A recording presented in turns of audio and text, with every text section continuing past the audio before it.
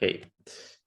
Bueno, la idea de hoy, o mi idea era hablar un poco sobre el feminismo en general. Em,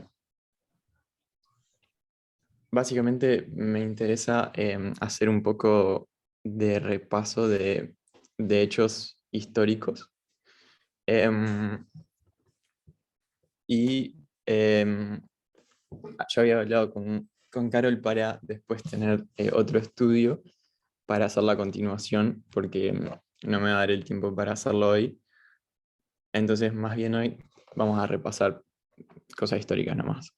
Em, no tengo un pizarrón acá donde estoy, entonces me hice un poquito este documento acá en Google Docs, que lo estaba probando para ver si me funcionaba bien, porque la verdad es que nunca lo usé. Así que les pido un poquito de paciencia con eso, porque no quería tampoco que no se vea nada tipo en la línea. Em, ok, solo para chequear, ahí se sigue viendo el documento, ¿no? Sí, De, lo seguimos viendo. buenísimo. Ok,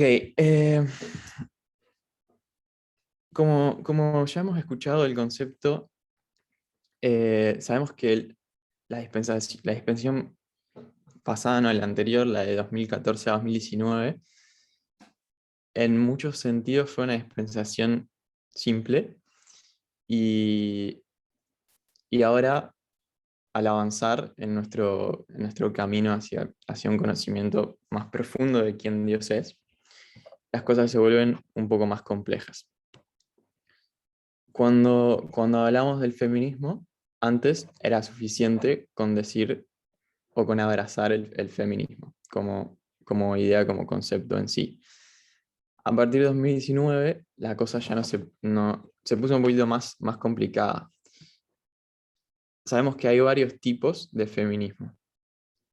Y de hecho ya estamos bastante familiarizados con ese concepto, yo creo. Por ejemplo, eh, cuando hablamos de libertad como concepto también, sabemos que no es suficiente simplemente abrazar la libertad y promoverla, porque, por ejemplo, los republicanos, que nosotros sabemos que desde un punto de vista profético están del lado equivocado, ellos abrazan la libertad y se convierten en ese mismo momento en antivacunas, porque abogan por la libertad en ese sentido. Entonces, de la misma manera, no es tan fácil decir feminismo. Yo quería leer una definición de sexismo en este caso. El sexismo es el nombre que el feminismo ha usado para explicar cómo las inequidades sociales entre hombres y mujeres son reforzadas o sostenidas a través de normas, valores y actitudes. Me gustaría hacer tipo, un poquito de pausa en ese punto, que el sexismo es un nombre o un modelo que el feminismo ha usado para explicar cómo las inequidades sociales entre hombres y mujeres son reforzadas a través de normas, valores y actitudes. O sea, el feminismo se va a encargar de luchar en contra de esas normas, valores y actitudes que refuerzan las inequidades entre hombres y mujeres. El feminismo es un movimiento muy dividido, como decíamos, y con varias facciones que tienen creencias e ideas que se oponen a las creencias e ideas de otras facciones. Em, y lo que me gustaría que veamos ahora es un poco la historia del feminismo en términos de las olas de feminismo. No hay un consenso de si son 3 o son 4 olas que existen. O sea, hay diferentes opiniones. Em, pero sí, sobre la primera y la segunda hay bastante consenso. Em, la primera ola es la que surge a partir de 1848 hasta 1920. Voy a agregar acá un pedacito más de la línea. A ver si puedo.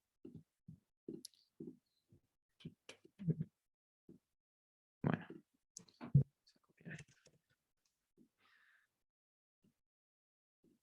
Y la fecha que quiero marcar ahí es 1840.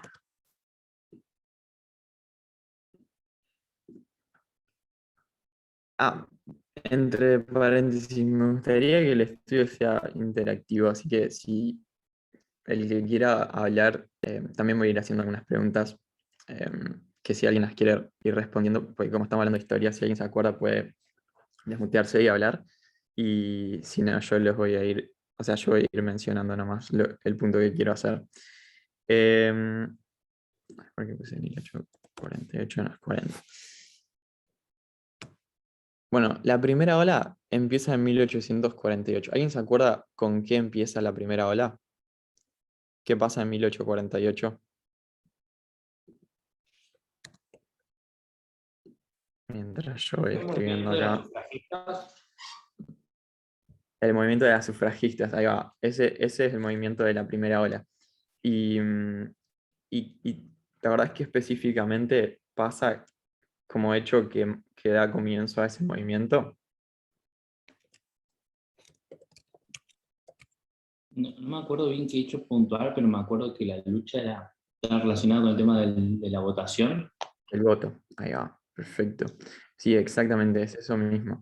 En, No, en no realidad, ujú, estoy 100% seguro, pero se me ocurre que pueda decir que era una reunión entre mujeres que eran abolicionistas ujú, y que hablan acerca de los distintos problemas que había en el mundo y entre esos encuentran el hecho de poder votar. exacto. Sí, sí, es eso mismo. En 1840 había habido una convención, fue la primera convención mundial antiesclavista en Londres. Y, y varias mujeres que eran antiesclavistas querían participar de esa reunión, de esa convención. En Estados Unidos, o sea, la mayoría de las personas que fueron a esa convención eran inglesas, porque bueno, era en Inglaterra, pero el segundo grupo mayor que había era americano. Y cuando en Londres mandaron la invitación para esa convención, empezó a surgir el debate de si se podía permitir que las mujeres participaran de esas reuniones, porque no era algo común que la mujer en ese momento participe de la vida política. Entonces, al generarse ese debate, en Estados Unidos empezaron a surgir como que dos posiciones, un grupo que decía que sí, otro grupo que decía que no. Cuando empezó ese debate, en el año anterior a la convención, uno de los grupos, el grupo que estaba en contra de que las mujeres participen, le mandó una petición a las autoridades que habían organizado esa convención en Londres para que no puedan participar las mujeres. Entonces, ahí la Convención de Londres mandó el comunicado a Estados Unidos de que la convención era solamente para caballeros. Em, Sin embargo, varias mujeres decidieron ir de todas maneras. Entre ellas estaban dos personas que se llamaban Lucrecia Mott y Elizabeth Cady Stanton, que eran abolicionistas. Em, una de ellas en realidad ya estaba en Europa, o sea, no fue solamente para la convención, estaba en Europa y como era abolicionista quiso ir igual.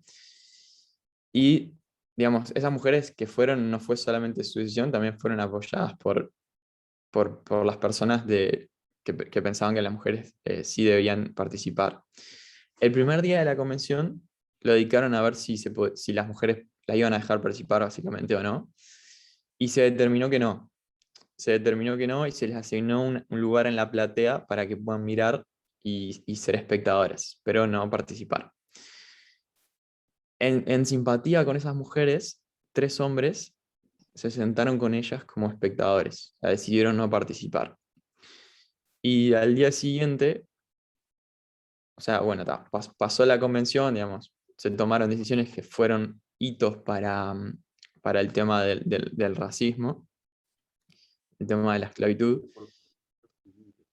Y al día siguiente de la convención, cuando había terminado, bueno, Lucrecia y Elizabeth, esas dos de las mujeres que estaban ahí, decidieron que iban a hacer una convención cuando volvieran, enseguida que volvieran a Estados Unidos, para abrogar por los derechos de las mujeres. Entonces, en 1848 acá, logran, digamos, tener esa convención. Esa convención se llama la Convención de Seneca Falls.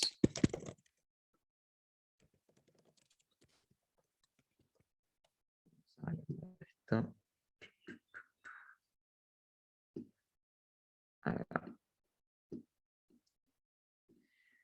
La Convención de Seneca Falls. ¿Lo escribí mal? Ok.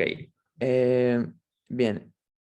En esa convención, casi 200 mujeres se reúnen en una iglesia en Nueva York, en el estado de Nueva York, para discutir, digamos, las condiciones, los derechos civiles y religiosos de las mujeres y las cosas que, digamos, que ellas estaban sufriendo. Escribieron 12 resoluciones en pedido de igualdad de derechos, incluyendo, como decía Toto, después de un gran debate que surgió en esa convención, porque no todo el mundo concordaba, a abrogar por el derecho a votar. Bueno, entonces a partir de ahí es cuando surge la primera ola. Y por 70 años, eh, 72 años, empezaron a surgir, digamos, esa ola realizó muchas charlas, protestas, incluso fueron arrestos, ridiculizaciones y violencia, porque estaban, como decía Toto, luchando a un hiriente por el derecho de votar. Aunque no era solamente por lo que luchaban, sino que también luchaban por igualdad de oportunidades educativas, laborales, el derecho de propiedad también. E incluso empezó a surgir el tema de los derechos reproductivos. En 1870, acá en el medio, que lo voy a escribir, pero en 1870 se escribe la quinceava, no sé si dice quinceava, enmienda. ¿Alguien se acuerda de qué es de qué se trata esa enmienda? La enmienda número 15.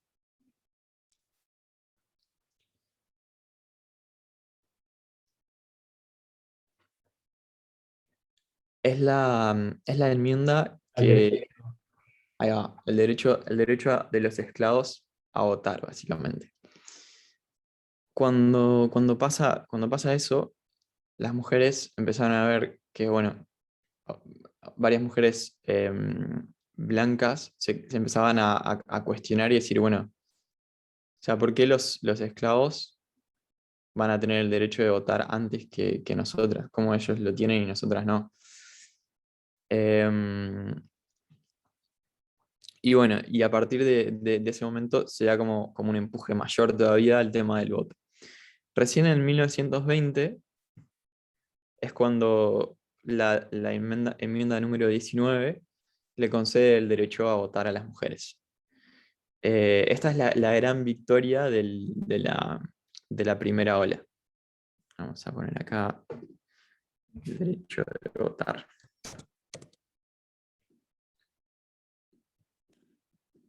Espero que se entienda.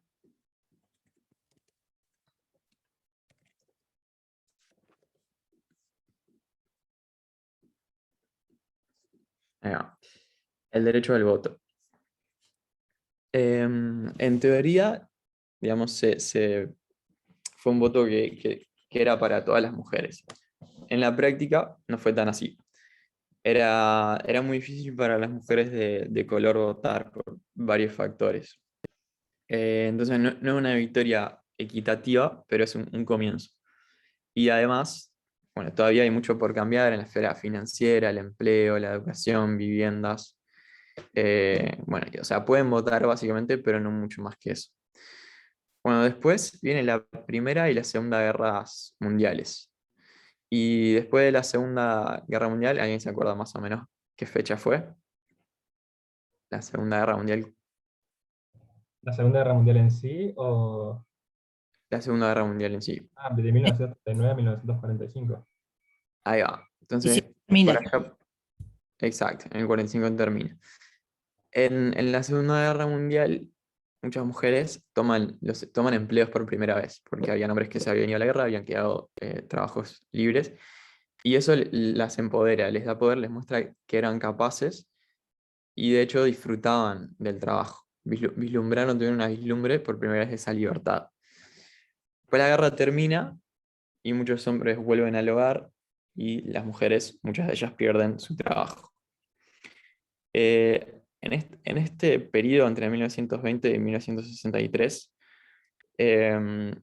como que surge un poco, empieza como que a detenerse o ese auge, digamos, de luchas por los derechos de las mujeres se enfría un poco. Esto de la Segunda Guerra Mundial le vuelve a dar como un reavivamiento en ese sentido. En el comienzo de la segunda ola es 1963. Hay un libro que una persona que se llamaba Betty Friedan escribe, que es conocido por darle, digamos, como ser la chispa que enciende la segunda ola, la segunda ola del feminismo. ¿Alguien se acuerda cómo se llamaba ese libro?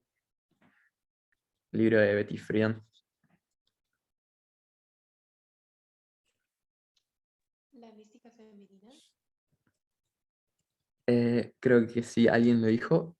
Se escuchó muy bajito. La mística femenina, creo que. Sí, exacto. La mística femenina. Bueno, surge ese libro. Ups. Ya, ahí va.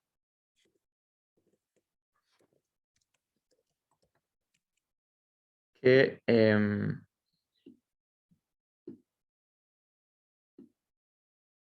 básicamente, bueno, ella ahí habla de la suposición de que las mujeres, o sea, lo que se creía mucho en esa época, o sea, se decía era que las mujeres encontrarían la plenitud dedicándose a las tareas domésticas, al matrimonio, a la vida sexual, a los hijos, y que las mujeres que eran verdaderamente femeninas eh, ni siquiera debían querer trabajar, ni educarse, ni tener opiniones políticas, porque no estaba en su esencia, digamos, participar de esas cosas.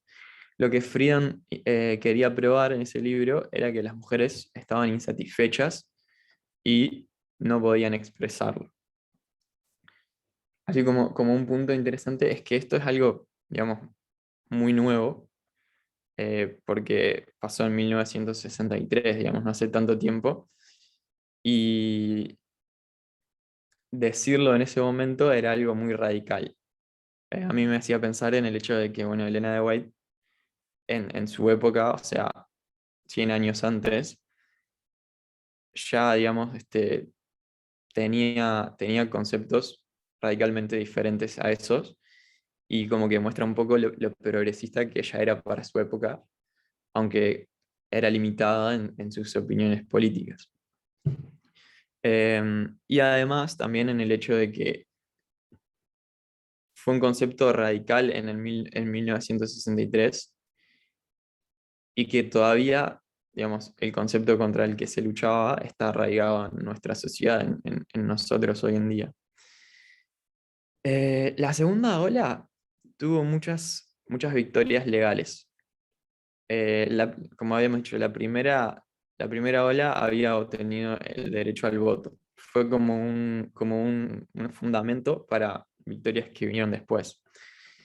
La segunda ola tuvo una serie de victorias legales que me gustaría mencionarlas. En 1964, o sea, un poquito después del libro de Friedan, la Ley de Derechos Civiles, que prohibía la discriminación en el empleo por motivos de raza, color, origen nacional y religión, también prohíbe a la discriminación por razón de sexo. Un dato interesante histórico es que la protección, digamos, que se incluyó en la ley fue a sugerencia de un congresista que quería impedir la aprobación de la ley. Entonces, él razonó que mientras un hombre blanco, digamos, podía aceptar que los afroamericanos merecían protección contra la discriminación, la idea de que las mujeres merecían eso también sería demasiado radical para que los colegas masculinos lo contemplaran. Y no obstante, la ley se aprobó, o sea, no le salió bien la jugada, y a partir de ahí surgen muchas protecciones en el lugar del trabajo, especialmente eh, para las mujeres. En 1967 se extiende un poco esa orden, o se extienden un poco los derechos que surgen a partir de esa ley, porque, digamos, era solo en una partecita que se había incluido la discriminación para con las mujeres, y en la práctica, digamos, no se estaba llevando a cabo. Entonces, una orden ejecutiva manda a que esa ley, digamos, se cumpla. Y en 1968, un año después, se dictamina que la segregación basada en sexo de propagandas de ofertas laborales sea ilegal. Es decir, había muchos carteles que decían, se busca, no sé, empleo tipo empleado para cocinar y solo hombres se aceptan, o solo mujeres. Entonces, eh, no se podía más decir que solo hombres o solo mujeres se buscan. Se vuelve ilegal eso. Otra cosa, en 1970 em, se escribe lo que se conoce como el título 10, que se refiere a la salud y a la planificación familiar. Em, Por las sí, dudas se dejó de ver. ¿se dejó de ver? Sí, ¿Qué se ve? No ahora se sí, ve. de vuelta. ¿Se veía blanco o se veía...? Tocaste algo, pero se veía solamente una barrita en vertical. Ah, ok. Ahí se sigue viendo. Sí, señor. Ok. Em, Porque yo voy leyendo, digamos, mis notas y se ve que por eso se desconfigura. Ok, en 1970, entonces, se surge el tema de la salud y la planificación familiar. Seguramente se acuerdan del tema de Planned Parenthood cuando Trump empezó modificó, en noviembre de 2019, él modificó una parte de este asunto del título X, de la planificación familiar, que lo que hacía básicamente era, eh, digamos, trabajaba para que se le pueda brindar educación en todo lo que tenga que ver con la planificación familiar, con los métodos anticonceptivos, etcétera, para las personas con pocos recursos. Eso fue en 1970. Y lo que Trump hizo en noviembre de 2019, me pareció interesante también la fecha, fue modificarlo para que no se pueda mencionar el aborto cuando le estaban brindando información a los pacientes. No es que el título X, digamos, o 10, les daba, les pagaba, digamos, o les brindaba apoyo en ese sentido, pero sí lo mencionaban, explicaban lo que era, se educaba a las personas. Después Biden empezó a luchar para que deshacer esa decisión de Trump. Bien, otra cosa, en 1972, el título 9, que, digamos, trabajaba de una forma similar al 10, pero en un plano educativo, o sea, para lograr la igualdad educativa. En 1974 se decide también que no se puede, que es ilegal rechazar pedidos de préstamos discriminando digamos, a partir del sexo, de la raza o la religión. 1978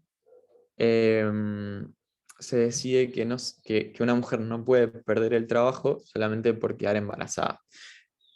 Digamos, fíjense, digamos, lo reciente que son estas cosas. O sea, recién en 1978 se decide eso, en 1974 se dice que no se puede rechazar un préstamo basado en el sexo. Y después, muy de a poco, empieza a criminalizarse la violación conyugal. Es decir, que sea ilegal que, digamos, o sea, que se penalice cuando un esposo violaba a una esposa. Era un concepto que ya estaba, o sea, que Estados Unidos heredó de Inglaterra, en el que se consideraba que, o sea, un hombre no podía violar, o sea, no podría violar de su esposa, porque el contrato marital le daba, digamos, el derecho de, o sea, era un contrato Era, puedo interrumpirte, Andy. Dale, Solamente dale. porque este tema me interesa. Pero Sí, claro, era como se dice en inglés, un oxymoron, o sea, no se podía, era un concepto contradictorio. No podías no hacer uso de tu propiedad como mejor te parecía. Entonces, como la mujer no era reconocida como un sujeto que tenía capacidad de deseo, capacidad de consentimiento, eh, hasta no entraba en la cabeza de la gente que fuera criminal hacerle algo a alguien en contra de su consentimiento, siendo que esa persona te pertenecía. exacto. Era para eso, digamos. ¿Cómo podrías violar algo si le estabas dando el uso para el cual, digamos, existía? Tal cual. Y bueno, y recién en 1970, un estado, creo que fue Nevada, pero no estoy seguro, digamos, hizo que eso fuera ilegal, y muy de a poco lo fueron siguiendo otros estados. Cuestión que recién en 2010, creo que fue que todos los estados, digamos, era ilegal. O sea, algo que fue muy lento. También ahí en la década de los 70 se legaliza el divorcio no culposo, es decir, antes solamente se podían divorciar si podían probar que tenían un motivo válido para hacerlo, y era muy difícil probarlo.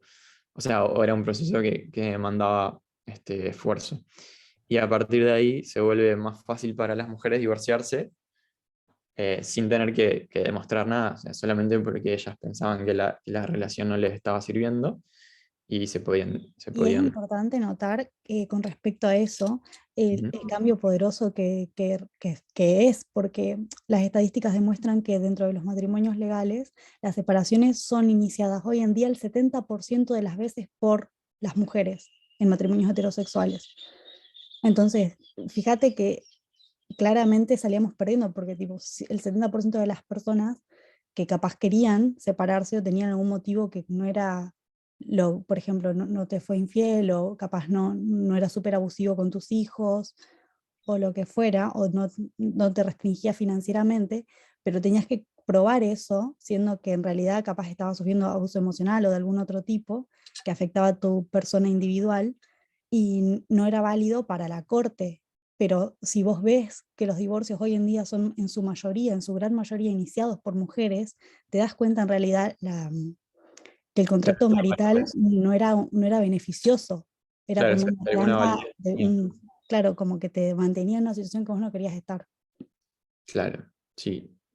Yo iba a Sí. mencionar que de hecho en algunos estados todavía esa posibilidad de divorciarse por otros motivos fuera de algunos previamente establecidos sigue hasta el día de hoy. Por ejemplo, Mississippi recién ahora se está poniendo al día con eso. Claro, Bien, interesante. yo que puedo hablar un Sí, poquito. claro. Sí. Yo quería acotar que en nuestro país fue súper precursor, porque no sé bien la fecha, pero calculo que por 1950 o quizás por ahí, en ese entorno, ya se admitía el divorcio por sola voluntad de la mujer. Sí, muy bueno. Vamos, Uruguay. Ah. Em, Después, en 1975 se requiere, por ejemplo, que las academias militares de Estados Unidos admitan mujeres, que no se admitían.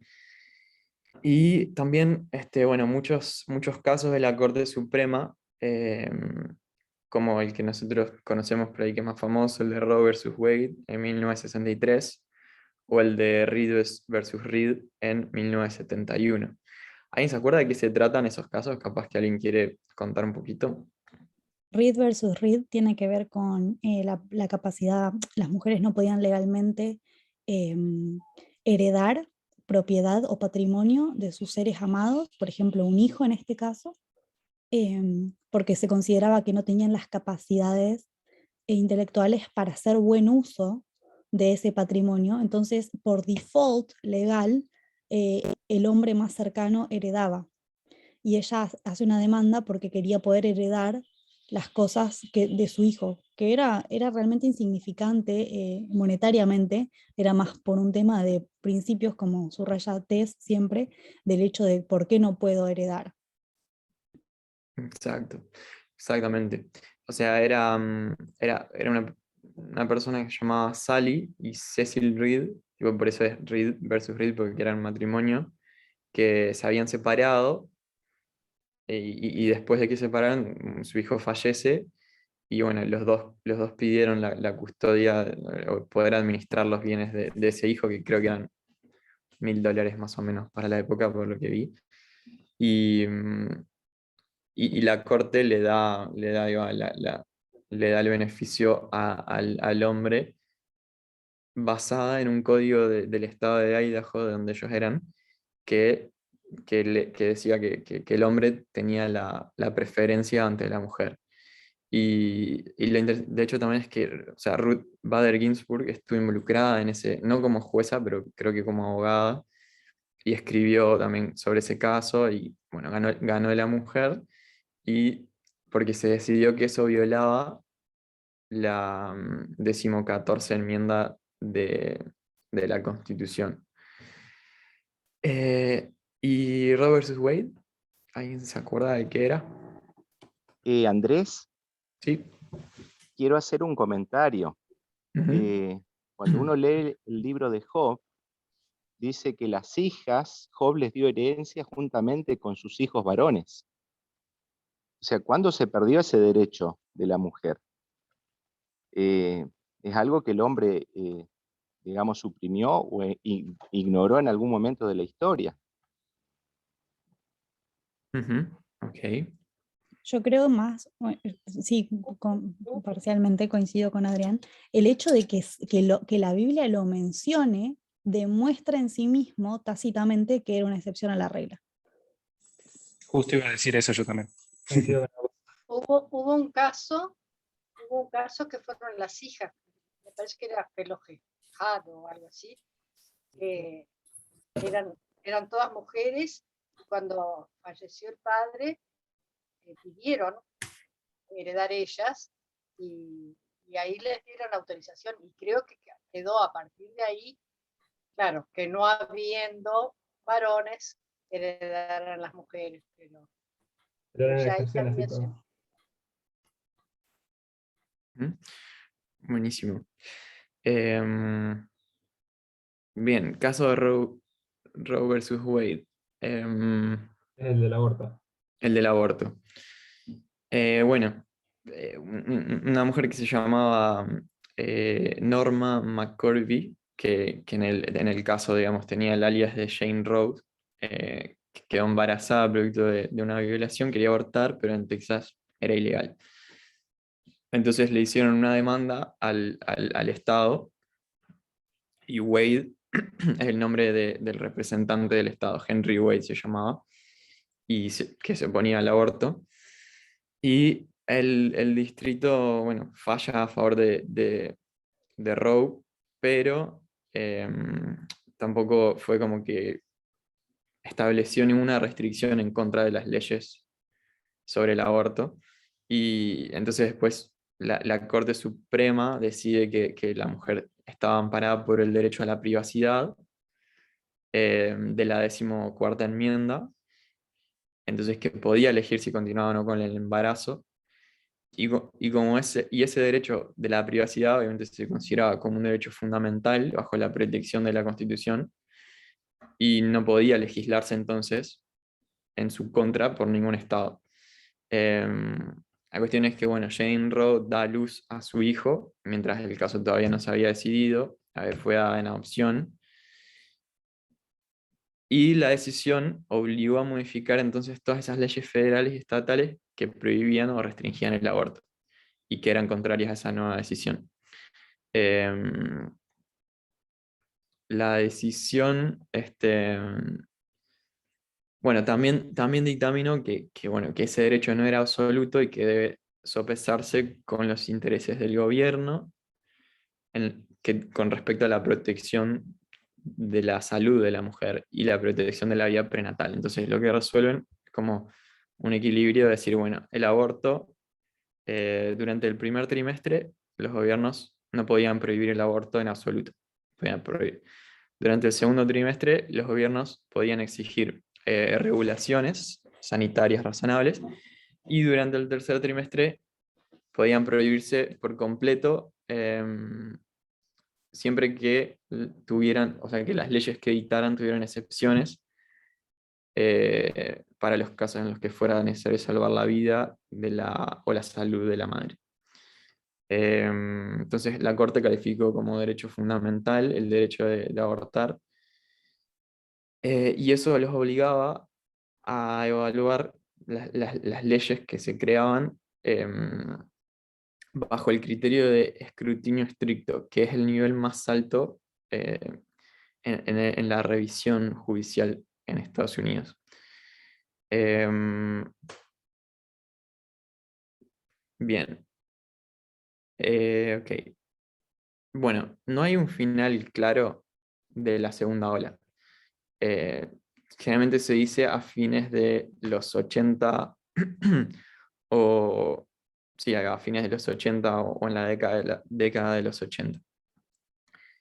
Nosotros vamos a marcar acá 1989 y voy a mencionar un poco qué pasó en 1989. En 1989 empieza la tercera ola, o en 1991 también se marca como que empieza, pero en 1989 una persona que se llamaba Kimberly Williams Crenshaw desarrolló un entendimiento apropiado de un concepto que llamó la interseccionalidad. ¿Alguien se acuerda o sabe qué significa o qué es ese concepto de interseccionalidad?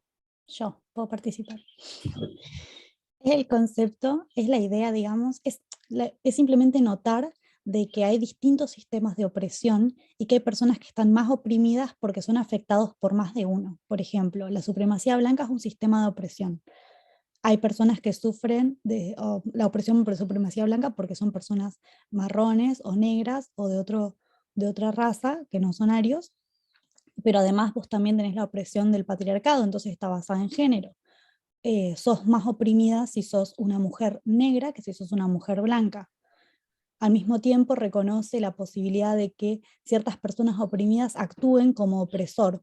Por ejemplo, una mujer blanca puede ser racista y propagar otro sistema de opresión que a ella no lo afecta, y al mismo tiempo los hombres negros pueden ser machistas y propagar el sistema del patriarcado. Entonces es importante darse cuenta de esa dicotomía o esa sutileza para que vos puedas no solamente pelear por tu propia liberación, abogar por tus derechos, sino reconocer en cuándo vos estás sacándole los derechos a los demás.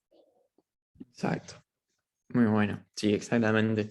Y esa persona, Kimberly Williams, es una mujer también de color, y estaba leyendo un caso que había pasado de una mujer afroamericana que había pedido un trabajo en una fábrica de autos local y había sido rechazada. Entonces, ella sostenía, creía que era porque ella, por el hecho de su condición de ser mujer y ser afroamericana también.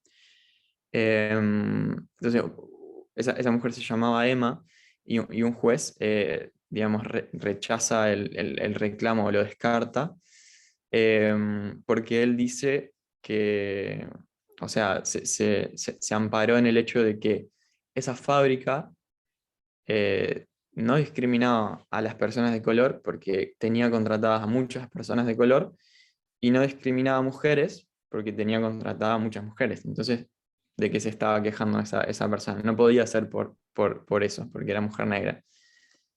El tema que se dio cuenta Kimberly o Emma también, es que si bien habían muchos hombres contratados, perdón, muchos negros contratados, eran todos hombres, que generalmente a su vez estaban empleados en la parte tipo del trabajo industrial, de mantenimiento.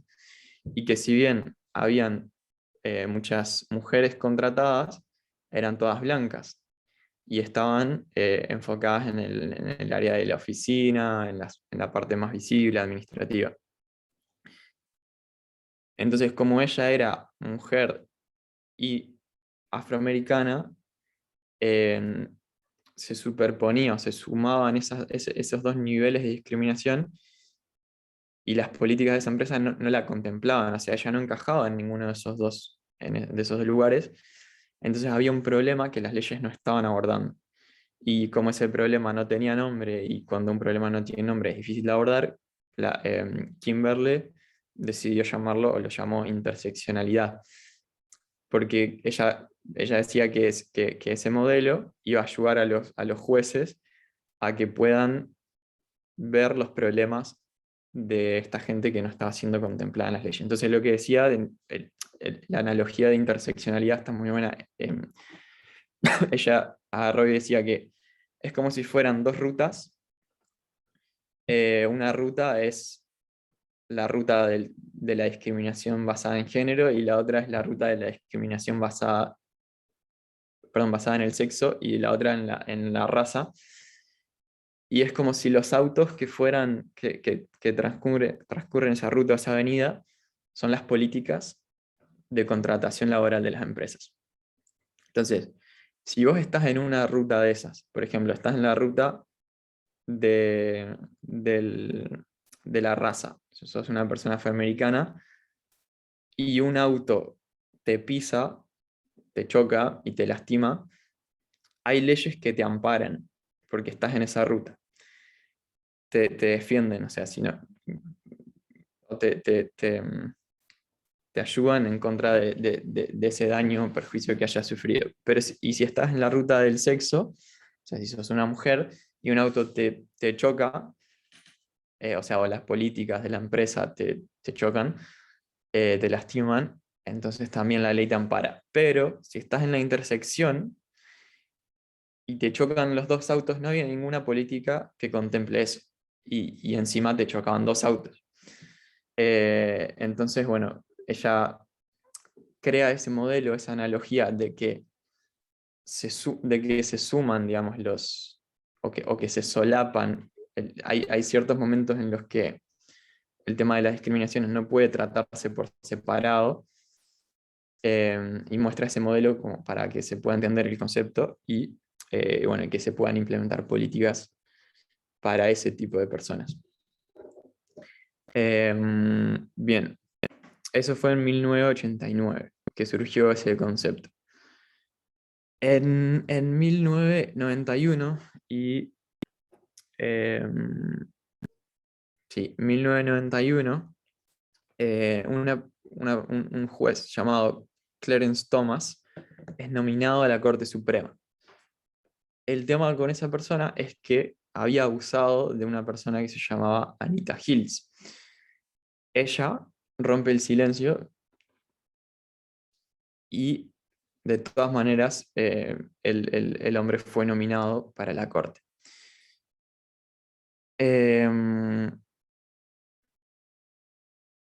Bueno, a partir de ahí, o sea, primero que nada, el concepto de la interseccionalidad es un concepto que lo mencioné porque es una de las características de la tercera ola, o es una de las grandes temáticas de la tercera ola, por el hecho de que el feminismo había alcanzado a mujeres blancas de una forma que no había alcanzado a mujeres afroamericanas, por ejemplo. Entonces es un concepto importante de la tercera ola. Y ahora este otro concepto también muestra un poco la problemática que empieza a surgir en la tercera ola, que se empieza a relacionar con el tema que yo dije que íbamos a hablar, que era los tipos de feminismo. Porque a partir de ese problema que surge con la nominación de Clarence Thomas, surge mucha confusión, mucha mezcolanza ahí en el tema del feminismo. ¿Por qué? Porque, bueno, la persona a la que había usado, que había, digamos, dado su testimonio, incluso ante la corte, en 1991, Anita Hills, dio su testimonio ante, bueno, un jurado que era todo hombres blancos, y cuando denunció eso, digamos, el jurado votó a favor de la inocencia del juez, o sea, de Clarence Thomas, 52-48. Entonces, ahora surge una autora que se llama Rebecca Walker, responde ante la nominación de esa persona para la corte, y empieza a hablar de la tercera ola. Voy a leer lo que ella dice. Dice: así que escribo esto como una súplica a todas las mujeres, especialmente a las mujeres de mi generación. Permitan que la confirmación de Thomas sirva para recordarles, como a mí, que la lucha está lejos de terminar. Que este rechazo de la experiencia de una mujer te lleve a la ira. Convierte esa indignación en poder político. No votes por ellos a menos que trabajen para nosotras. No tengas relaciones sexuales con ellos.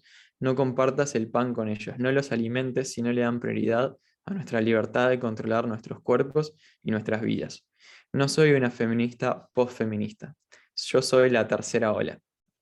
Entonces, ella es la primera persona que empieza a hablar de una tercera ola.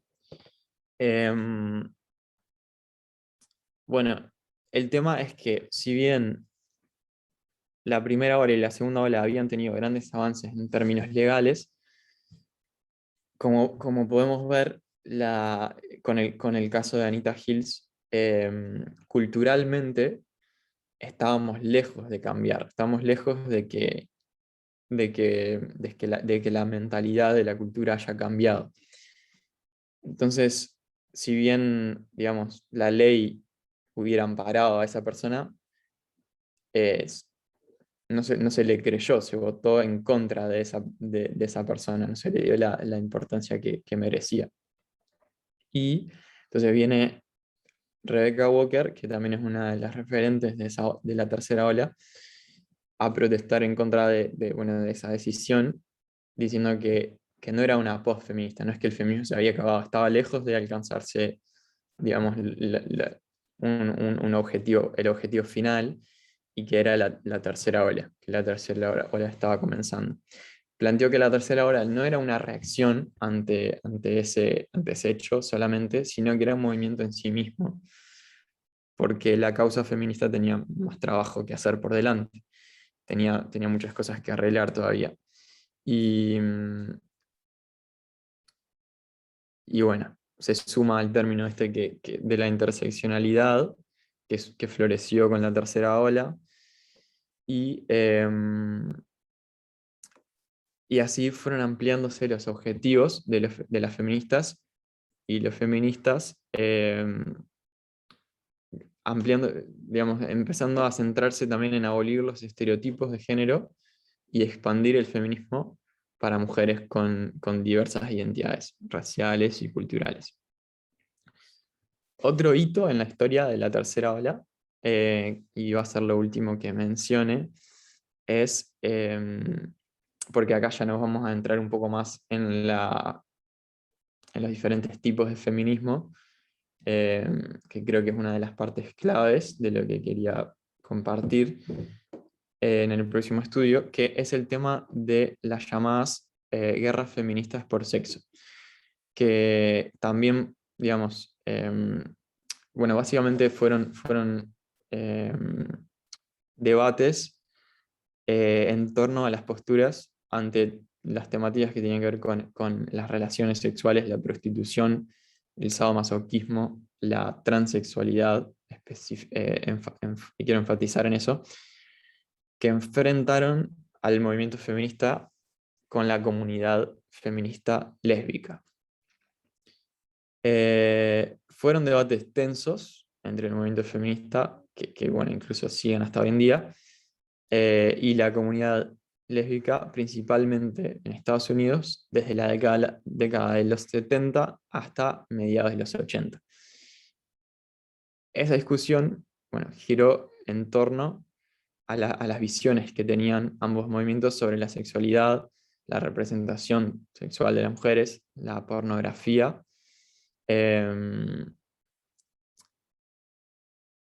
y terminó en una división profunda entre ambas partes. Esas guerras, digamos, fueron vistas o suelen ser vistas también como eventos que marcan el fin de la segunda ola. O sea, empieza a surgir surge esa gran división en el feminismo.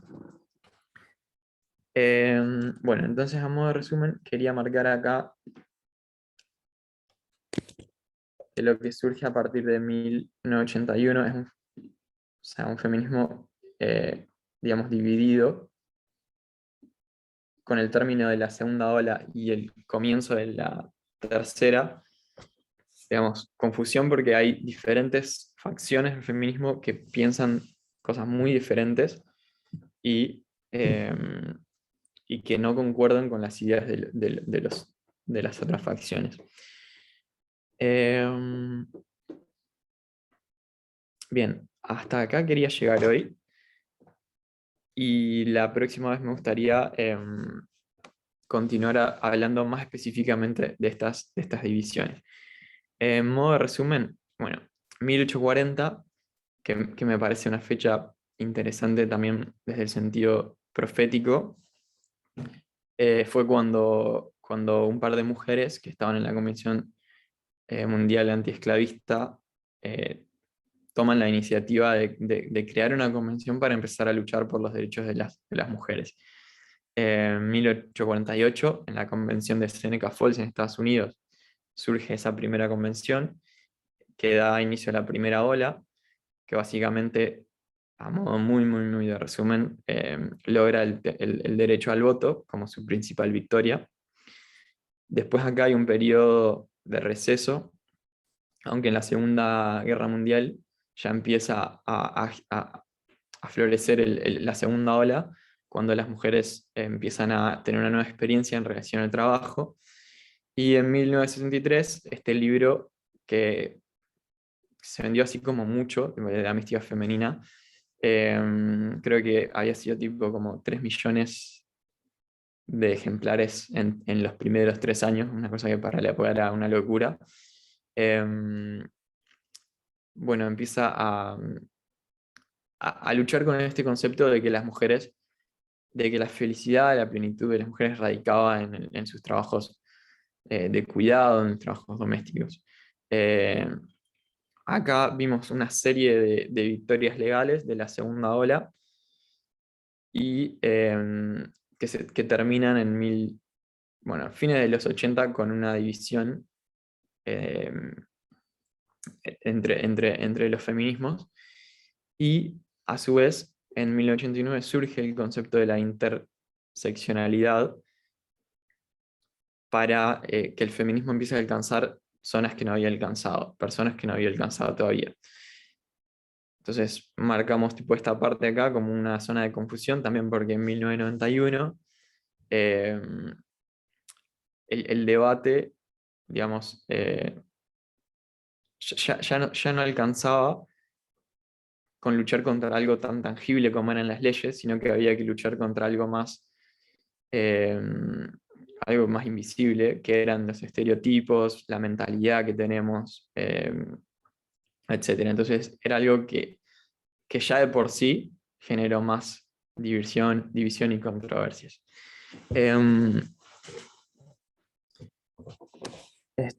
Nada, a modo de finalizar, me pareció interesante, digamos, comentar sobre o agarrar este estudio del feminismo en sí, porque una cosa que a mí me parece importante, que he notado también en nuestro movimiento, es que nosotros como hombres venimos fallando bastante. De forma en que estábamos muy seguros cuando enseñábamos cosas sobre, entre comillas, profecía, los 2520, los diagramas, la historia de los milleritas, etc. Y por algún motivo, cuando ahora empieza a surgir el tema del feminismo, desde un punto de vista profético, he notado que muchas veces cuando empezamos a dar estudios decimos, bueno, yo no soy un experto en el tema, o voy a dar lo que yo sé sobre esto, lo que estuve investigando, etc.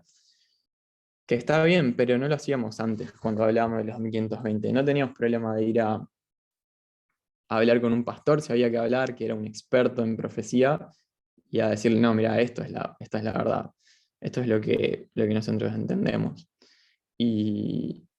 Y no hay un motivo para cambiar, o sea, no debería haber un motivo para que eso cambie. Lo que nosotros estamos estudiando ahora es algo sumamente profético y es en lo que me gustaría profundizar en el próximo estudio. No es que lleguemos tipo, a estos asuntos en base a simplemente leer o aprender cosas del mundo, sino que son cosas que la profecía nos enseña y no hay motivo para cambiar nuestra actitud ante esas cosas. Con eso me gustaría finalizar y dejar lugar para si alguien tiene algún comentario o algún aporte que le gustaría dar.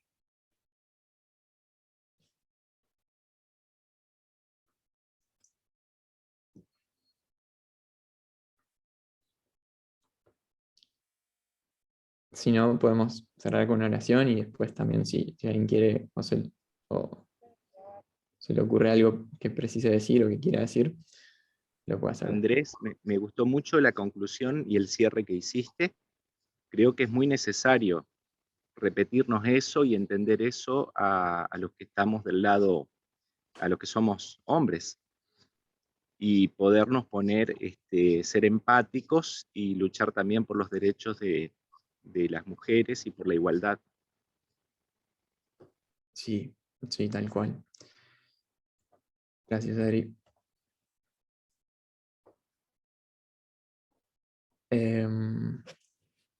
¿Alguien quiere? Bueno, yo cierro con una oración y después seguimos comentando si alguien quiere.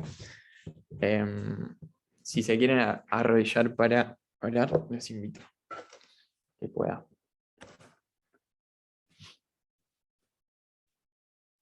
Querido Dios, te damos muchas gracias por el sábado que nos diste, porque en este día podemos dedicarnos a meditar en ti, a pensar en las cosas que nos has enseñado, que nos estás enseñando, que querés que aprendamos para